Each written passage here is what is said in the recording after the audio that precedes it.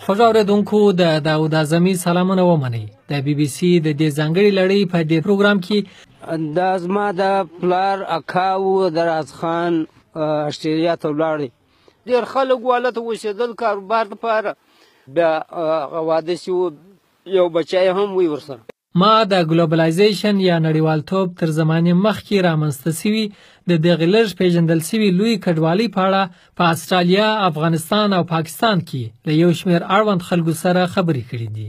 ټول خبر وو چې دا انګریزان دي، غیر مسلم خلک دي، په هغه کې د وښانو د کاروبار دپاره په استرالیا کې یوه کاروایي روانه ده که څوک مزدوري کوي او ځان رسوي. د شیرین خان کورنۍ د افغانستان په جنوبي ولایتونو کې کوچانی ژوند درلودی، خو اوس له ډیرو کلونو راهیسې د پاکستان په بلوچستان ایالت کې د لورلای په ښارګوټ کې اوسیږي. د نیکه صاحب جان خان هم له څو ملګرو سره استرالیا ته تللی و او هلته یې وشان چلول. په دغه کې د موږ نیکه تللی ده، 12 کسه ورسره دي، 7 کاله یې هلته تیر کړي دي. د موږ دا نیکه مشر و، بیا چې په دغه کې خو نور پښتانه هم و چې هلته خواري وکاږي. صاحب جان خان څه کار کوي تر دې مخکې چې استرالیا ته ولاړ سي؟ د څه کول؟ وښان یې درلوده؟ د وښان هم ګله یې لرله، ټول په وښانو او په رمو باندې د دوی کاروبار روان و. دغه یې د ژمي طبیعي میلې وې د رغاجي خان او اسماعیل خان. او په افغانستان کې د صاحب جان خان خپله علاقه په غزني کې معلومه وه، ډیله وه، هغه یې د دوبي میله وه. هغو زیاتره افغانانو چې استرالیا ته د وښانو د چلولو لپاره ولاړل له وړاندې څخه لا کوچانی ژوند درلودی او له وښانو سره بلد وه. په پیل کې برتانویانو چې استرالیا یې مستعمره یا تر واکمنۍ لاندې وه پر 3 کلن قرارداد افغانان استرالیا ته بیول، خو څو کاله وروسته افغانانو د وښانو کاروبار په خپل لاس کې واخیستی. دوی به د افغانستان او پاکستان له پښتني سیمو څخه وښان او د وښانو چلوونکي بیول. افغانان به په عمومي توګه په سمندري بیړیو کې د کراچۍ له بندر څخه بمبئی، بیا سریلانکا او په پای کې د استرالیا بندري ښارونو ته تلل. له شیرین خان څخه مې وپوښتل چې د نیکه او د هغه نورو ملګرو تر تګ وړاندې د استرالیا او د هغه ځای د خلکو او چاپیریال په اړه څه معلومات درلودل.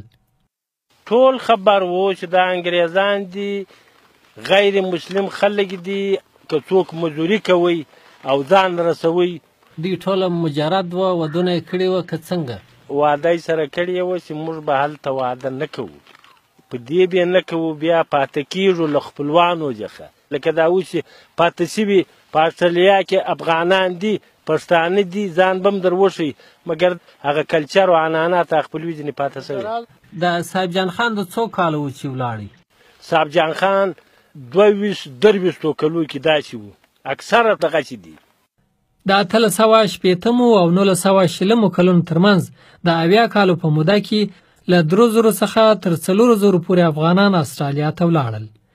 که څه هم په دوی کې د ځینو نورو قومونو خلک هم وه، لکه بلوڅان، د هندوستان سیکان، هندوان او بنګالیان، خو افغانان پکښې ډیر وه. نو له دې کبله په استرالیا کې تر ننه ټولو ته افغان ویل کیږي. ما استرالیا ته د خپل سفر پر مهال د هغه وخت د اسنادو، د اوشبو د خپلو نومونو د لیستونو، د هغو د قبیلو د نومونو او همداراز د هغو د اولادونو د نومونو پر بنسټ معلومه کړه چې په سلو کې له 80 څخه تر 90 پورې کسان پښتانه وه. زیاتره یې د افغانستان د سویلي ولایتونو او د پخواني افغانستان د هغو سیمو وګړي وه چې وروسته د پاکستان برخه سوې، لکه کوټه، لورلایي، پښین او پېښور. د یوه اوږبه افغان لمسی شیرین خان یو وار بیا ډېره ګټه وه او ډېر کارونه مې ور وکړو، ډېر ښارونه، ډېر ځایونه مور ودان کړو، په زراو وښان مو چې موږ به بارول. ښه، یعنې د پیسو په حساب یې ګټه وکړه؟ نو ډېره سرمایه یې راوړي. ښه، نو دوی څه ویل چې هلته دوی څه کار کوي؟ څنګه بارونه یې وړل؟ ځینو خلکو به کتې جوړولې، ځینو به بارول، ځینو به وښانو ته خوراک سماوه. پیسې داسې یایي دوی چې پیسې کاغذ نه وو، دا سپینې روپۍ وې، نو دا شاید د سپینو زرو دي. په دیر اسماعیل خان کې د ما پلار ما ته غږېدو، ډېرو خلکو ته غږېدو چې دوی حساب مساب نه وو، په ټول یې جلا کړې سره.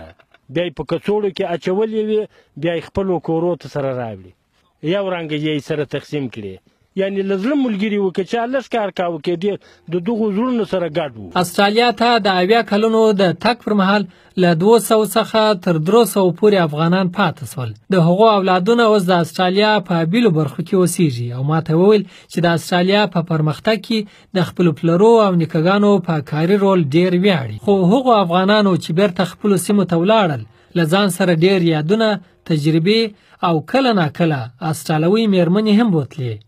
د شیر محمد کورنۍ په اصل کې د افغانستان د کندهار ولایت ده، خو دی اوس په پاکستان کې اوسېږي. دا زما د پلار اکا و دراز خان استرالیا ته ولاړی، بیا دورې ډېر وخت یې تېر کړو، بیا به د وطن ته بوسي څه ګټه یوسو او بیا واده سي یو بچی هم وي ورسره. ستا پلار ویل چې د ښځه ما لیدلې وه د استرالیوي ښځه و دا ښځه چې وه دا له دې سره به موږ په ژبه نه پوهېدو، موږ خو کوچنیان هم وو، دی ورسره پوهېدلی په ژبه. بیا چې دی وفات شو بیا هغه هلک او هغه ښځه چې وو هغه واپس ولاړ. پیرنګۍ ښځه څو کاله دلته واوسېده په معروف کې؟ دا خو بیخي دلته لږ وخت شوی دی، دلته تقریبا ما پلار ویل چې داسې یو 2 کاله عمر به دلته شوی، دی وفات دا بیا ولاړ. د شیر محمد استرالیوي تربرونه کېدای شي د استرالیا په کوم ځای کې اوسېږي، خو دی هېر کړي نه دي. دی 50 کلن دی او اوس هم د ارمان لري چې هغه پیدا کړي او خپل یې کړي. زه دغه ارمان لرم چې پیدا شي، پوه شي زموږ نسب دی، موږ خو نسب نه یېرو، نسب خو یېرېده چې دی دا خو ډېر د خدای په کلام کې هم بوسي ډېر بد کار. نو ته غواړې چې ولاړ سې یا د هغو خلکو پیدا کړې، څنګه څه ارمان لرې؟ نو که موږ سره دونې مرسته وشي نو موږ ته زړه خود غواړي چې موږ ته ولاړ شو، نور قریبان مې هغه هم پیدا کړو، اوس سره به موږ خپله د قرابت احساس کوو، وشي ښه اخلاق به ورسره کوو، خپل مراسم وشي خپلې طریقې ورسره کوو.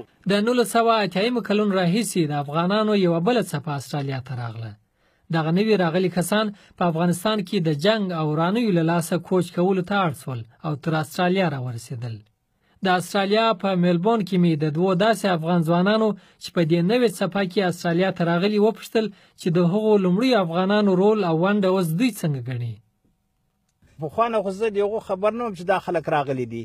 بیا یوه سړي ماته وویلې دغه ټرین افغانانو جوړ کړی ده، هغو د استرالیا دپاره ډېر خدمت کړی ده او ډېر ښه کارونه یې کړي دي، ځکه ښه کاریګر خلک وو او دغسې کارونه باید موږ هم وکړو. هغه د موږ نیکهګان وو، په دغه باندې موږ ډېر فخر کوو او ډېر خوشحاله یو.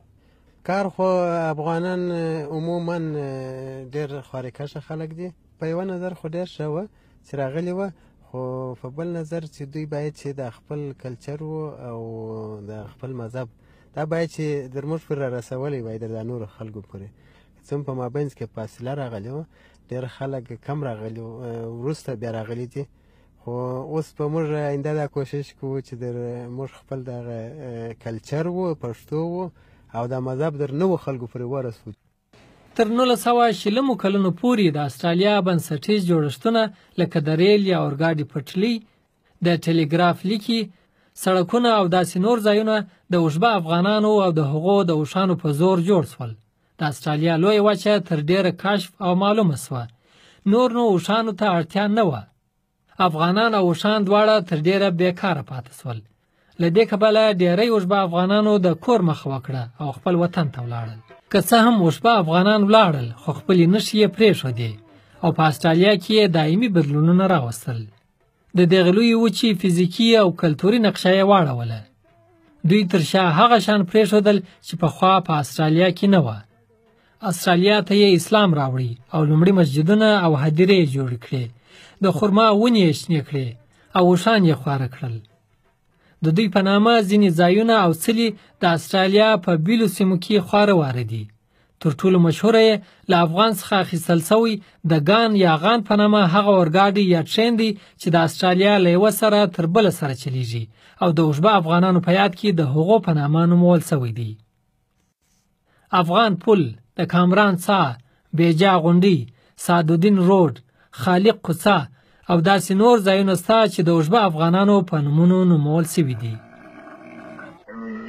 په ایډیلیډ کې مې د سویلي استرالیایي میوزیم د مشر او څېړونکي ډاکټر فلیپ جونز څخه پر استرالیا د اوژبه افغانانو اغیز وپوښتې.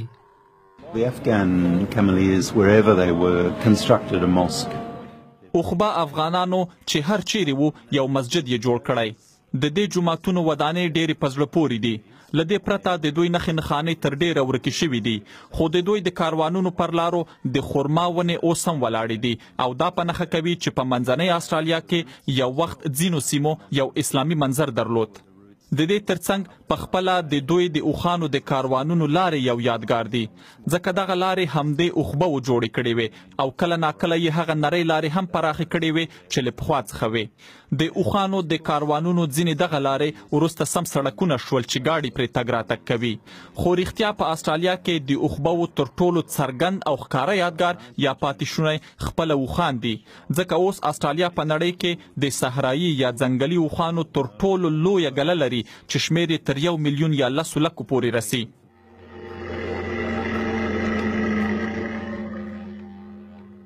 په استرالیا کې چې د اوښانو اړتیا نوره ختمه شوه، نو حکومت اوژبه افغانانو ته وویل چې خپل اوښان خپله ووژني یا دې حکومت ته پیسې ورکړي چې هغه یې ور ووژني.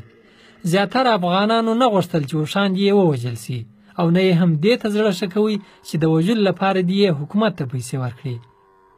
نو له دې کبله یې خپل اوښان لیرې دښتونو ته بوتلل او هلته یې خوشي کړل.